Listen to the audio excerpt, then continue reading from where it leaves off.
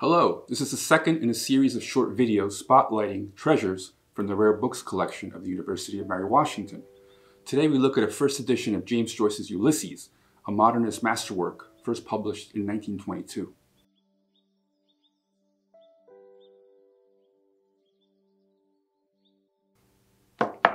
Ulysses is an epic novel and a modernist playbook of literary experimentation. Joyce narrates the intertwined stories of three characters during the span of a single day in Dublin, Ireland, on June 16, 1904. A key to appreciating and enjoying this novel is embracing its playfulness, how every one of its episodes highlights the possibilities of a new linguistic expression. Connecting the characters and their intersecting storylines is Joyce's signature stream of consciousness, a technique that externalizes innermost thoughts, often in radical circumlocutions. Each Joycean episode becomes an odyssey of reading that challenges codes of heroism and tradition in Homer's The Odyssey, its primary source text.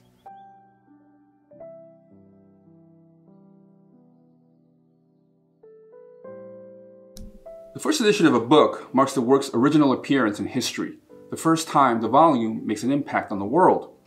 Portions of Ulysses first appeared in serialized form between 1918 and 1920 in the magazine The Little Review. After Joyce ran into trouble with censors, he published a full manuscript with Shakespeare and Company in Paris, headed by the American expat Sylvia Beach. This is a copy of that first edition from 1922, some of its pages still uncut. Ulysses is 732 pages long and is unusually large at around 9.5 inches by 7.5 inches. This edition was limited to 1,000 copies printed on handmade paper with light blue wrappers. Joyce signed the first 100 copies. This one is number 552 in the print run.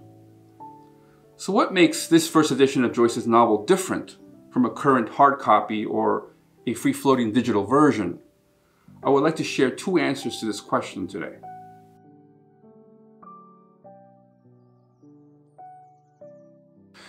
In consultation with Joyce, Shakespeare and Company designed the cover in white and blue to invoke the colors of the Greek flag.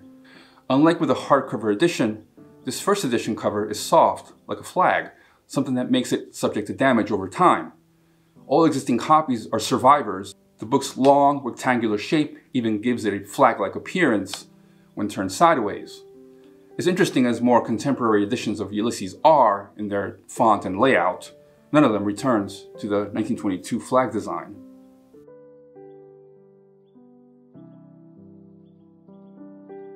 Ulysses unfolds upon a large canvas, its 18 episodes and 700-plus page length, conjuring Homer's canonical print versions of the Odyssey across the span of publishing history. The Greek poet sang of Odysseus, a hero trying to return home after the Trojan War. Homer's episodes cover a decade of disappointments, delays, and misadventures before a final triumphant homecoming. While Joyce began writing Ulysses as a short story in 1914, the book grew into a reinvention of Western literary origins. By 1922, it was an encyclopedic manifesto for modernism and an artistic homecoming for Joyce. In short, Joyce created a big book whose size and heft forms its complete poetic expression, a modern odyssey in print in the aftermath of World War I.